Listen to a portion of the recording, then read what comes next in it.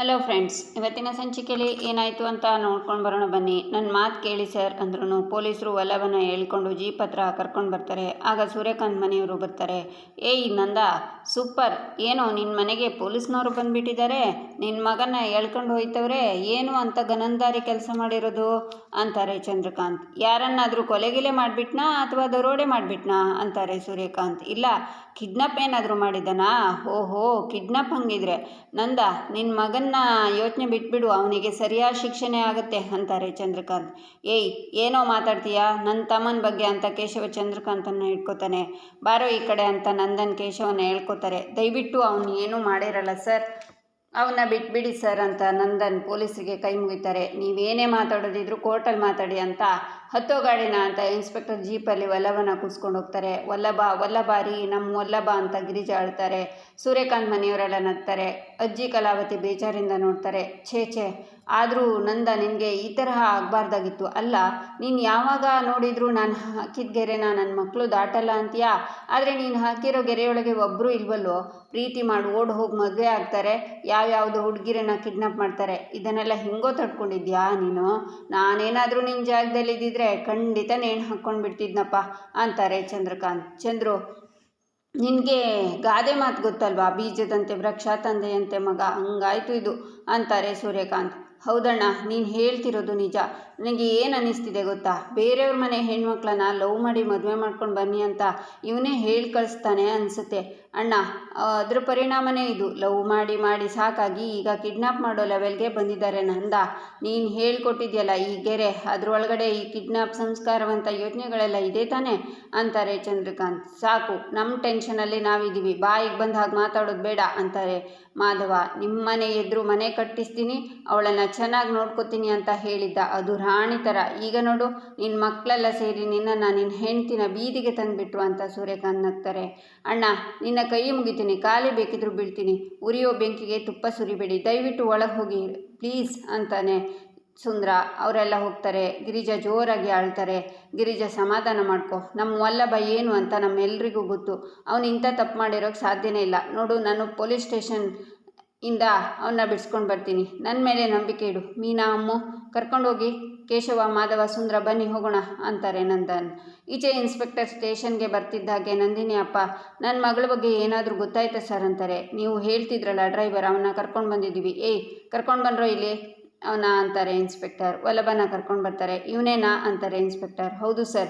ಏಯ್ ಪಾಪಿ, ನಿನಗೆ ಎಷ್ಟು ಸಲ ಹೇಳಿದ್ದೀನಿ ನನ್ನ ಮಗಳನ್ನ ಸೇಫಾಗಿ ಕರ್ಕೊಂಡು ಹೋಗಿ, ಸೇಫಾಗಿ ಕರ್ಕೊಂಡು ಬಾ ಅಂತ, ಆದರೆ ನೀನೇ ಕಿಡ್ನಾಪ್ ಮಾಡಿಬಿಟ್ಟಿಲ್ಲೋ ಅಂತಾರೆ ನಂದಿನಿ. ಅಪ್ಪ ಸರ್, ನಾನೇನು ಮಾಡಿಲ್ಲ ಸರ್, ನನ್ನ ಮಾತು ನಂಬಿ ಅಂತಾನೆ ವಲ್ಲಭ. ಸುಳ್ಳು ಹೇಳಬೇಡ, ಎಲ್ಲೋ ನನ್ನ ಮಗಳು, ಹೇಳು ಅಂತ ಕೆನ್ನೆಗೆ ಬಾರಿಸ್ತಾರೆ ನಂದಿನಿ. ಅಪ್ಪ ಆಗ ನಂದನ್ ಎಲ್ಲ ಅಲ್ಲಿಗೆ ಬರ್ತಾರೆ. ರೀ, ಯಾಕ್ರಿ ಹೊಡಿತಿದ್ದೀರಾ ನೀವು ಅವನ್ನ ಅಂತ ನಂದನ್ ಮಗನ್ನ ಹೇಳ್ಕೊತಾರೆ. ಸರ್, ನಿಮ್ಮ ಮಗಳು ಕಾಣ್ತಿಲ್ಲ ಅನ್ನೋ ವೇದನೆ ಎಷ್ಟು ಅನ್ನೋದು ನನಗೆ ಅರ್ಥ ಆಗುತ್ತೆ.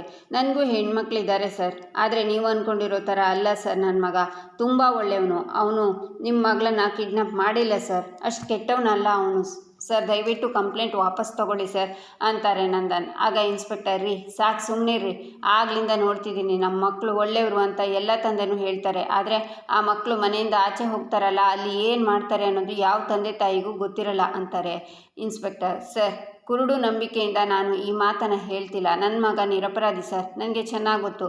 ದಯವಿಟ್ಟು ನನ್ನ ಮಾತನ್ನು ನಂಬಿ ಅಂತಾರೆ ನಂದನ್. ಸರ್, ಇವನು ಮಾತ್ರ ಸುಮ್ಮನೆ ಬಿಡಬೇಡಿ ಸರ್, ಬಾಯಿ ಬಿಡಿಸಿ ಸರ್. ನನ್ನ ಮಗಳನ್ನು ಕಾರ್ ಹಚ್ಕೊಂಡು ಎಲ್ಲಿ ಕರ್ಕೊಂಡು ಹೋದ್ನೋ ಗೊತ್ತಿಲ್ಲ. ಅವಳ ಫ್ರೆಂಡ್ಸನ್ನು ಫೋನ್ ಮಾಡಿ ಕೇಳಿದರೆ ಡ್ರೈವರ್ ನಮ್ಮ ಯಾರನ್ನು ಹತ್ಸಲಿಲ್ಲ, ಹಾಗೆ ಹೋಗ್ಬಿಟ್ಟ ಅಂದ್ಬಿಟ್ರು.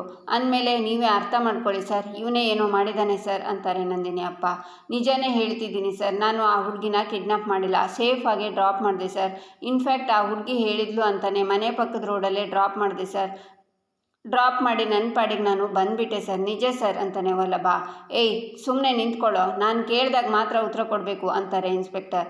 ಸರ್, ನೀವು ಹೀಗೆ ಹೇಳಿದರೆ ಹೇಗೆ? ಮಾತಾಡೋಕ್ಕೆ ಅವಕಾಶ ಮಾಡಿಕೊಡಿ, ಆವಾಗ ಸತ್ಯ ಏನು ಸುಳ್ಳು ಏನು ಅಂತ ಗೊತ್ತಾಗುತ್ತೆ ಅಂತಾನೆ ಕೇಶವ. ಏಯ್, ಸತ್ಯನ ಎಲ್ಲಿಂದ ಹೇಗೆ ಆಚೆ ತರಬೇಕು ಅಂತ ನನಗೆ ಚೆನ್ನಾಗಿ ಗೊತ್ತು, ನೀವೀಗ ಎಲ್ಲ ಆಚೆ ನಡೀರಿ ಅಂತಾರೆ ಇನ್ಸ್ಪೆಕ್ಟರ್. SI ಪುರುಷೋತ್ತಮ್ ಸರ್ಗೆ ಇವನ ಬಗ್ಗೆ ಎಲ್ಲ ಗೊತ್ತು ಸರ್, ನಾನೇ ಅವನಿಗೆ ಫೋನ್ ಮಾಡ್ತೀನಿ ಅಂತ ಫೋನ್ ಮಾಡಿ ಸಾಹೇಬ್ರು ಫೋನ್ ಎತ್ತುತ್ತಾ ಇಲ್ಲ ಅಂತಾರೆ ನಂದನ್. ಪುರುಷೋತ್ತಮ್ ಸರ್ ಬಗ್ಗೆ ಹೇಳ್ತಿದ್ದೀರಾ? ಯಾವ ಜಮಾನದಲ್ಲಿದ್ದೀರಿ ನೀವು? ಅವರು ಈ ಸ್ಟೇಷನ್ನಿಂದ 1 ತಿಂಗಳಾಯಿತು ಟ್ರಾನ್ಸ್ಫರ್ ಆಗಿ. ಅವ್ರ ಜಾಗಕ್ಕೆ ಈಗ ಬೇರೆ SI ಬಂದಿದ್ದಾರೆ. ನಿಮ್ಮ ಪುಣ್ಯಕ್ಕೆ ಅವರು ಇವತ್ತು ಲೀವಲ್ಲಿದ್ದಾರೆ. ಅವ್ರೇನಾರ ಇದ್ದಿದ್ರೆ ಕಥೆನೇ ಬೇರೆ ಆಗ್ತಿತ್ತು. ಏಯ್, ಸತ್ಯ ಬಾಯಿ ಬಿಡಲಿಲ್ಲ ಅಂದರೆ ಒದ್ದು ಬಿಡಿಸ್ಬೇಕಾಗುತ್ತೆ. ಏಯ್, ಹಗಲಾಕಿ ಅವನ್ನ, ನಡೀರಿ ಅಂತಾರೆ ಇನ್ಸ್ಪೆಕ್ಟರ್. ನಡೀರಿ ಆಚೆ ಅಂತ ನಂದನ್ನೆಲ್ಲ ಸ್ಟೇಷನ್ನಿಂದ ಆಚೆ ಹಾಕ್ತಾರೆ. ಅಪ್ಪ, ಬಾವಂಗೆ ಫೋನ್ ಮಾಡಿ ಯಾಕೆ ವಿಷಯ ತಿಳಿಸ್ಬಾರ್ದು ಅಂತಾನೆ ಕೇಶವ. ಹೌದಲ್ವಾ, ನನಗೆ ನೆನಪೇ ಬರಲಿಲ್ಲ, ಒಳ್ಳೇದಾಯಿತು ಅಂತ ನಂದನ್ ಚಿದಾನಂದ್ಗೆ ಕಾಲ್ ಮಾಡ್ತಾರೆ. ಅಳಿಯಂದ್ರೆ, ಒಂದು ಅನಾಹುತ ಆಗೋಗಿದೆ, ಪೊಲೀಸ್ನವರು ವಲ್ಲಭನ ಅರೆಸ್ಟ್ ಮಾಡ್ಕೊಂಡು ಬಂದಿದ್ದಾರೆ ಅಂತಾರೆ ನಂದನ್. ಏನಾಯಿತು ಮಾವ, ವಲ್ಲಭನ ಅರೆಸ್ಟ್ ಮಾಡುವಂಥದ್ದು ಅಂತಾರೆ ಚಿದಾನಂದ್. ಅದು ಏನಾಯಿತು ಅಂದರೆ ಅಂತ ನಡೆದಿರೋದನ್ನು ಹೇಳ್ತಾರೆ ನಂದನ್. ಇಷ್ಟೆಲ್ಲ ಆಯಿತಾ ಅಂತಾರೆ ಚಿದಾನಂದ.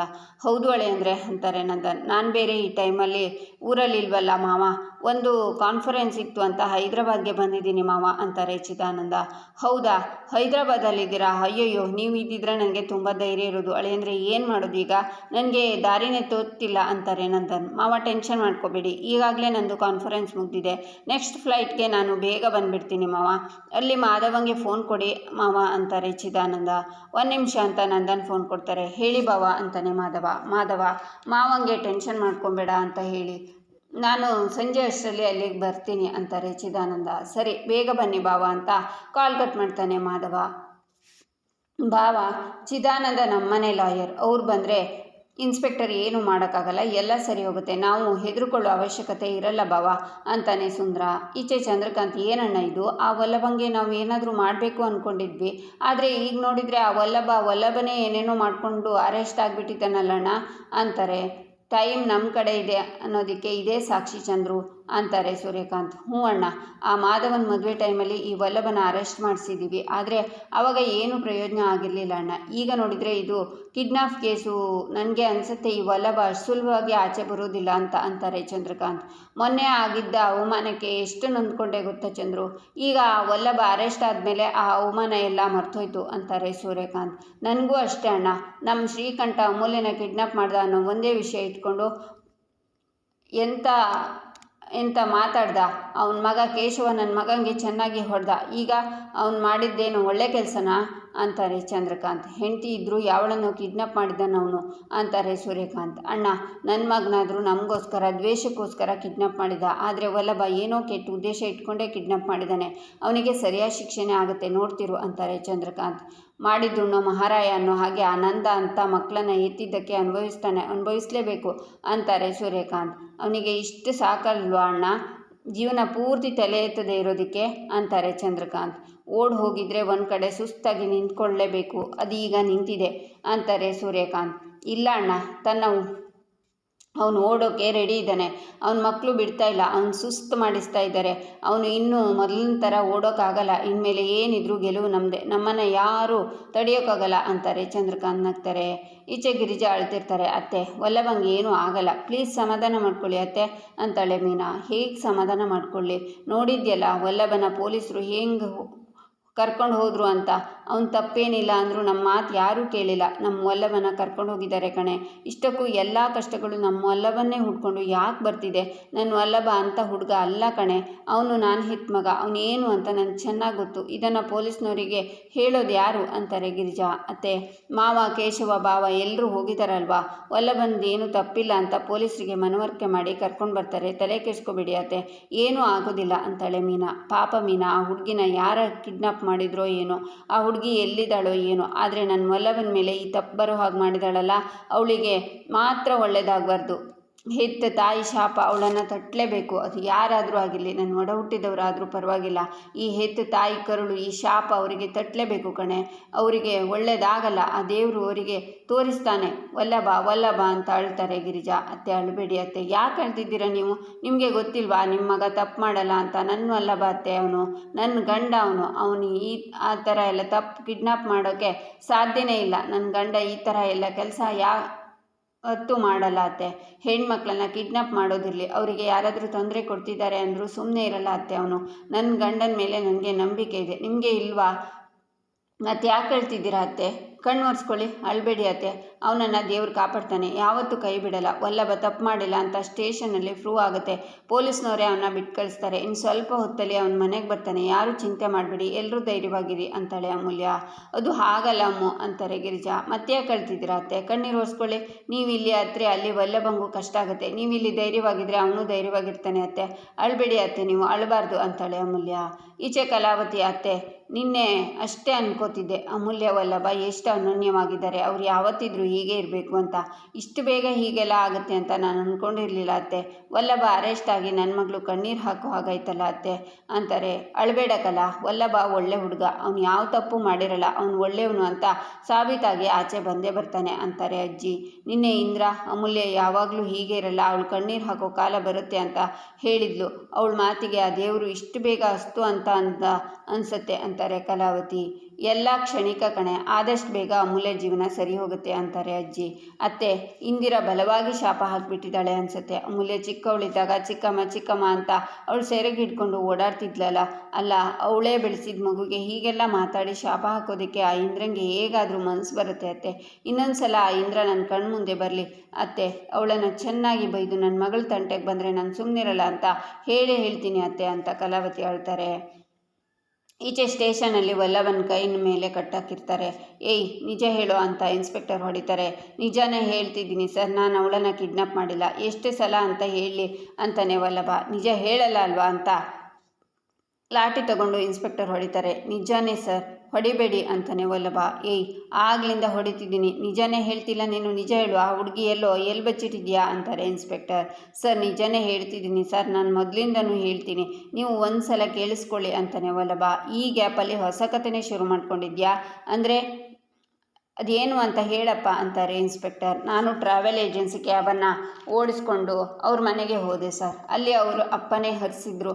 ಆನ್ ದ ವೇ ಇಬ್ಬರು ಹುಡುಗರು ನಮ್ಮ ಕಾರನ್ನ ಹತ್ತಿದ್ರು ಸರ್. ಅದಾದಮೇಲೆ ಇನ್ನು ಸ್ವಲ್ಪ ಮುಂದೆ ಹೋದ್ಮೇಲೆ ಇನ್ನೊಂದಿಬ್ಬರು ಹುಡುಗಿರು ಜಾಯ್ನ್ ಆಗ್ತಾರೆ ಅಂದರು. ಬಟ್ ಆ ಹುಡುಗಿರು ಕಾರ್ ಹತ್ತಲಿಲ್ಲ ಸರ್. ಆ ಟೈಮಲ್ಲಿ ಹಿಂದೆ ಕೂತಿದ್ದ ಹುಡುಗರು ಹೇಳಿದರು ಸರ್, ಅವರು ಆಲ್ರೆಡಿ ಮಡಿಕೇರಿ ರೀಚ್ ಆಗಿದ್ದಾರೆ ಅಂತಾನೆ ವಲ್ಲಭ. ಆ ಹುಡುಗರು ಹತ್ಕೊಂಡ್ರು. ಹಾಗಿದ್ರೆ 3 ಜನ ಸೇರಿಕೊಂಡು ಆ ಹುಡುಗಿನ ಕಿಡ್ನಾಪ್ ಮಾಡಿದ್ರಾ ಅಂತಾರೆ ಇನ್ಸ್ಪೆಕ್ಟರ್. ಇಲ್ಲ ಸರ್, ಆ ಹುಡುಗರು ಯಾರು ಅಂತ ನನಗೆ ಗೊತ್ತೇ ಇಲ್ಲ ಸರ್. ಆದರೆ ಹುಡುಗರು ಇಬ್ಬರು ನಂದಿನಿ ಅನ್ನೋ ಹುಡುಗಿ ಕಾಲೇಜ್ ಅಂತೆ ಸರ್. ಆಮೇಲೆ ಅವರು ಅಸಹ್ಯವಾಗಿ ಮಿಸ್ಬಿಹೇವ್ ಮಾಡೋಕ್ಕೆ ಸ್ಟಾರ್ಟ್ ಮಾಡಿದರು ಸರ್ ಅಂತಾನೆ ವಲ್ಲಭ. ಏಯ್ ಸಾಕು ಸುಮ್ಮನಿರೋ. ಅಲ್ಲ, ಆ ಹುಡುಗರು ನಂದಿನಿ ಫ್ರೆಂಡ್ಸ್ ಅಂದೆ, ಕಾಲೇಜವರಂದೆ, ಅವ್ರ ಮೇಲೆ ಅವಳಿಗೆ ನಂಬಿಕೆ ಇರಲ್ವಾ ಅಂತಾರೆ ಇನ್ಸ್ಪೆಕ್ಟರ್. ಈಚೆ ಅಜ್ಜಿ ಸೂರ್ಯ ಅಂತ ಕರೀತಾರೆ. ಏನಮ್ಮ ಯಾವುದಕ್ಕೋ ಪೀಠಿಕೆ ಹಾಕೋ ಥರ ಕಾಣಿಸ್ತಿದೆ, ಏನು ವಿಷಯ ಅಂತಾರೆ ಸೂರ್ಯಕಾಂತ್. ಸೂರ್ಯ, ನಾನು ಅದು ಬೇಕು ಇದು ಬೇಕು ಅಂತ ಕೇಳಲಿಲ್ಲ ಕಣೋ, ಕೇಳಿದ್ದು ಒಂದೇ, ಗಿರಿಜಾ ಬಗ್ಗೆ ನಡೆಸ್ಕೊಡ್ಲಿಲ್ಲ. ಆದರೆ ಈಗ ನಾನು ಇನ್ನೊಂದು ಕೇಳ್ತೀನಿ, ಇಲ್ಲ ಅಂತ ಹೇಳಿ ನಡೆಸ್ಕೊಡ್ತೀಯಾ ಅಂತಾರೆ ಅಜ್ಜಿ. ಅದೇನು ವಿಷಯ ಅಂತ ನೇರವಾಗಿ ಹೇಳಮ್ಮ ಅಂತಾರೆ ಸೂರ್ಯಕಾಂತ್. ಪಾಪ ಕಣೋ, ಮಾಡದೇ ಇರೋ ತಪ್ಪಿಗೆ ವಲ್ಲಭನ ಸ್ಟೇಷನ್ಗೆ ಎಳ್ಕೊಂಡು ಹೋಗಿದ್ದಾರೆ. ಅವನಿಗೆ ಏನಾದರೂ ಶಿಕ್ಷೆ ಅಂತ ಆದರೆ ಹಾಳಾಗೋದು ನಮ್ಮನೆ ಮಗಳ ಜೀವನ ಅಲ್ವಾ ಸೂರ್ಯ. ನಮ್ಮ ಮಗಳು ಕಡೆ ತನಕ ಕಣ್ಣೀರಲ್ಲಿ ಕೈ ತೊಳೆಯೋ ಹಾಗೆ ಆಗ್ಬಿಡುತ್ತೆ. ನಿನಗೆ ಪೊಲೀಸ್ ಅಧಿಕಾರಿಗಳು, ರಾಜಕಾರಣಿಗಳು ಎಲ್ಲರೂ ಗೊತ್ತಲ್ವಾ, ವಲ್ಲಭನ ಬಿಡಿಸ್ಕೊಂಡು ಬಾರೋ ಅಂತಾರೆ ಅಜ್ಜಿ. ಹೌದಮ್ಮ, ನೀನು ಹೇಳೋದು ಸರಿಯಾಗಿದೆ. ಆ ವಲ್ಲಭ ಏನಾದರೂ ಜೈಲಲ್ಲಿ ಕೊಳೆಯೋ ಥರ ಆದರೆ ಹಾಳಾಗೋದು ನನ್ನ ಮಗಳ ಜೀವನನೇ. ಆಮೇಲೆ ಅಮೂಲ್ಯ ಕಣ್ಣೀರಲ್ಲಿ ಕೈ ತೊಳೆಯೋಕ್ಕಾಗುತ್ತಲ್ಲ ಅಂತಾರೆ ಸೂರ್ಯಕಾಂತ್. ಹೌದು ಸೂರ್ಯ, ನಾನು ಅದನ್ನೇ ಹೇಳ್ತಿರೋದು ಅಂತಾರೆ ಅಜ್ಜಿ. ಆಗಲಿ ಬಿಡಮ್ಮ, ನನಗೂ ಅದೇ ತಾನೇ ಬೇಕಾಗಿರೋದು ಅಂತಾರೆ ಸೂರ್ಯಕಾಂತ್. ಏಯ್ ಸೂರ್ಯ, ಏನೋ ಹೇಳ್ತಿದ್ಯಾ ಅಂತಾರೆ ಅಜ್ಜಿ. ಅಮ್ಮ, ನನ್ನನ್ನು ತಪ್ಪಾಗಿ ತಿಳಿಬೇಡ. ಯಾವ ತಂದೆನೂ ತನ್ನ ಮಗಳ ಜೀವನ ನರಕ ಆಗೋಕ್ಕೆ ಬಯಸಲ್ಲ. ಆದರೆ ನಾನು ಬಯಸ್ತಿದ್ದೀನಿ. ಯಾಕೆ ಗೊತ್ತಾ, ಆ ಅಮೂಲ್ಯನ ನೋಡಿದ ಹುಡುಗನ ಮದುವೆ ಆಗಿದ್ದಿದ್ರೆ ರಾಣಿ ಥರ ಇರ್ಬೋದಾಗಿತ್ತು. ಆದರೆ ಅವಳು ಆ ಸೆರೆಮನೆಯಲ್ಲಿ ಕೊಳೆಯುವ ಹುಡುಗನ್ನ ಕಟ್ಕೊಂಡ್ಳು. ಈಗ ಒದ್ದಾಡ್ತಿದ್ದಾಳೆ. ಸಾಲದು ಅಂತ ನಾನು ಇಲ್ಲಿ ನಂದ ಅಂತ ಬಂದಾಗ ಅವಳು ನಂದಂಗೆ ಸಪೋರ್ಟ್ ಮಾಡಿದ್ದಾಳೆ. ನನ್ನನ್ನು ಯಾವಾಗಲೂ ಅವಮಾನ ಮಾಡಿದ್ದಾಳೆ. ಅನುಭವಿಸ್ಲಿ, ಆಗಲೇ ಈ ಮನೆ ಬೆಲೆ, ಈ ಅಪ್ಪನ ಬೆಲೆ ಏನು ಅಂತ ಗೊತ್ತಾಗೋದು ಅಂತಾರೆ ಸೂರ್ಯಕಾಂತ್. ಈಚೆ ಇನ್ಸ್ಪೆಕ್ಟರ್ ಅವರಿಗೆ ನಂಬಿಕೆ ಇದ್ದಿದ್ದರಿಂದಾನೆ ತಾನೇ ಅವರೆಲ್ಲ ಟ್ರಿಪ್ಗೆ ಹೋಗಿದ್ದು. ಏಯ್ ನೀನು ಅವ್ರ ಬಗ್ಗೆ ಕತೆ ಹೇಳ್ತಿದ್ಯಾ ಅಂತಾರೆ. ನಿಜ ಸರ್. ಆ ಹುಡುಗಿನೂ ಆಶ್ಚರ್ಯಪಟ್ಲು. ಇಷ್ಟು ದಿನ ಚೆನ್ನಾಗಿದ್ದವರು ಇವತ್ತು ಯಾಕೆ ಈ ಥರ ಮಿಸ್ಬಿಹೇವ್ ಮಾಡ್ತಿದ್ದಾರೆ ಅಂತ. ಅವಳು ಅನ್ಕಂಫರ್ಟೇಬಲ್ ಆಗೇ ಇದ್ಲು. ಆಮೇಲೆ ಅವರು ನಾವು ಮೈಸೂರಲ್ಲಿ ಹೇಳ್ಕೊಂಡು ಬೇರೆ ಕ್ಯಾಬಲ್ಲಿ ಹೋಗ್ತೀವಿ, ನಿಮ್ಮ ಕ್ಯಾಬಲ್ಲಿ ಬರಲ್ಲ ಅಂತಂದರು ಸರ್. ನನಗೆ ಯಾಕೋ ಏನೋ ಮಿಸ್ ಹೊಡಿತಿದೆ. ಆ ಹುಡುಗಿ ಜೊತೆ ಬೇರೆ ಅವರು ಮಿಸ್ಬಿಹೇವ್ ಮಾಡ್ತಿದ್ರಲ್ಲ ಅವ್ರ ಜೊತೆ ಆ ಹುಡುಗಿ ಸೇಫ್ ಇರಲ್ಲ ಅಂದ್ಕೊಂಡೆ. ಕಾರನ್ನು ಮಧ್ಯದಲ್ಲಿ ಸ್ಟಾಪ್ ಮಾಡಿ ಕಾರ್ ಕೆಟ್ಟೋಗಿದೆ ಅಂತ ಹೇಳಿದೆ ಸರ್. ಅದಾದಮೇಲೆ ಅವರನ್ನು ಕೆಳಗಿಳಿಸಿ ಕಾರ್ ತಳ್ಳಿ ಅಂದೆ ಸರ್. ಅದಾದಮೇಲೆ ನಾನು ಕಾರ್ ಸ್ಟಾರ್ಟ್ ಮಾಡಿಕೊಂಡು ಹೊರಟ್ಬಿಟ್ಟೆ ಸರ್ ಅಂತಾನೆ ವಲ್ಲಭ. ಈಗ ಗೊತ್ತಾಯಿತು ನಿನ್ನ ಪ್ಲ್ಯಾನ್ ಏನು ಅಂತ. ಅವರಿಬ್ಬರ ಜೊತೆ ಹಂಚ್ಕೊಳ್ಳೋದು ಬೇಡ ಅಂತ ಅವರಿಬ್ಬರನ್ನ ಇಳಿಸಿ ಎಸ್ಕೇಪ್ ಆಗಿಬಿಟ್ರಿ ಕಿಲಾಡಿ ನೀನು ಅಂತಾರೆ ಇನ್ಸ್ಪೆಕ್ಟರ್. ಸರ್ ಬೇಡ ಸರ್, ಆ ಥರ ಎಲ್ಲ ಮಾತಾಡಬೇಡಿ ಸರ್. ನಮ್ಮ ಅಪ್ಪ ಅಮ್ಮ ನನ್ನನ್ನು ಕಚಡ ತಿನ್ನಿಸಿ ಬೆಳೆಸಿಲ್ಲ ಸರ್ ಅಂತಾನೆ ವಲ್ಲಭ. ನೀನು ಕಚಡ ತಿಂದಿಲ್ಲ, ನಾವು ಕಚಡ ತಿಂದು ಬೆಳೆದಿದ್ದೀವಿ ಅಂತ ಹೇಳ್ತಿದ್ದೀನೋ ಅಂತ ಮತ್ತೆ ವಲ್ಲಭಂಗೆ ಹೊಡಿತಾರೆ ಇನ್ಸ್ಪೆಕ್ಟರ್. ಈಚೆ ಚಿದಾನಂದ ಸ್ಟೇಷನ್ಗೆ ಬರ್ತಾರೆ. ಬೇಲನ್ನು ಕೊಡಿಸಿ ವಲ್ಲಭನ ಸ್ಟೇಷನ್ನಿಂದ ಹೊರಗಡೆ ಕರ್ಕೊಂಡು ಬರ್ತಾರೆ. ಚಂದ್ರಕಾಂತ್ ಬಂದು ಇಡೀ ಕುಟುಂಬನೇ ಕ್ರಿಮಿನಲ್ ಫ್ಯಾಮಿಲಿ, ಯಾವುದೇ ಕಾರಣಕ್ಕೂ ವಲ್ಲಭನ ಬಿಡಬೇಡಿ, ಅವನ್ನೇ ಕಿಡ್ನಾಪ್ ಮಾಡಿರೋದು ಅಂತ ಪೊಲೀಸರಿಗೆ ಹೇಳ್ತಾನೆ. ಏನೋ ಅಂದೆ ಅಂತ ಕೇಶವ ಚಂದ್ರಕಾಂತ್ನಿಗೆ ಹೊಡೆಯೋಕೆ ಹೋಗ್ತಾನೆ. ಆಗ ಮಾಧವಂಗೆ ಮೀನಾ ಕಾಲ್ ಮಾಡ್ತಾಳೆ. ಹೇಳಿ ಮೀನಾ ಅವರೇ ಅಂತಾನೆ ಮಾಧವ. ಕೇಶವ ಫೋನ್ನ ರಿಸೀವ್ ಮಾಡ್ತಿಲ್ಲ ಬಾವಾ ಅಂತಾಳೆ ಮೀನಾ. ಚಂದ್ರಕಾಂತ್ ಸ್ಟೇಷನ್ಗೆ ಬಂದಿದ್ದಾರೆ, ವಲ್ಲಭನ ಬಿಡಬೇಡಿ, ಅವನ್ನ ಕಿಡ್ನಾಪ್ ಮಾಡಿಸಿರೋದು ಅಂತ ಇದ್ದಾರೆ ಅಂತಾನೆ ಮಾಧವ. ಆಗ ಅಮೂಲ್ಯ ಅದನ್ನು ಕೇಳಿಸ್ಕೊಂಡು ಅವರ ಅಪ್ಪ ಅಂತ ಕೂಗ್ತಾ ತನ್ನ ಮನೆಗೆ ಹೋಗ್ತಾಳೆ. ಏಯ್ ಅಂತಾನೆ ಸೂರ್ಯಕಾಂತ್. ಮಾತಾಡಬೇಡಿ ನೀವು, ನಿಮ್ಮ ತಮ್ಮನ ಸ್ಟೇಷನ್ಗೆ ಕಳಿಸಿ ನಮ್ಮ ಫ್ಯಾಮಿಲಿ ಸರಿ ಇಲ್ಲ, ಶಿಕ್ಷೆ ಕೊಡಿ ಅಂತ ಯಾಕೆ ಹೇಳಿದ್ರಿ? ತಪ್ಪೇ ಮಾಡದೇ ಇರೋ ವಲ್ಲಭ ಶಿಕ್ಷೆ ಅನುಭವಿಸೋ ಥರ ಆದರೆ ಮಿಸ್ಟರ್ ಸೂರ್ಯಕಾಂತ್ ಅಪ್ಪ ಅನ್ನೋದನ್ನು ಮರಿಬೇಕಾಗತ್ತೆ ಅಂತಾಳೆ ಅಮೂಲ್ಯ. ಇಲ್ಲಿಗೆ ಈ ಸಂಚಿಕೆ ಮುಕ್ತಾಯವಾಗುತ್ತೆ. ಮುಂದಿನ ಸಂಚಿಕೆಗಾಗಿ ನಮ್ಮ ಚಾನಲನ್ನು ನೋಡಿ, ಸಬ್ಸ್ಕ್ರೈಬ್ ಮಾಡಿ, ಲೈಕ್ ಮಾಡಿ, ಸಪೋರ್ಟ್ ಮಾಡೋದನ್ನು ಮರಿಬೇಡಿ.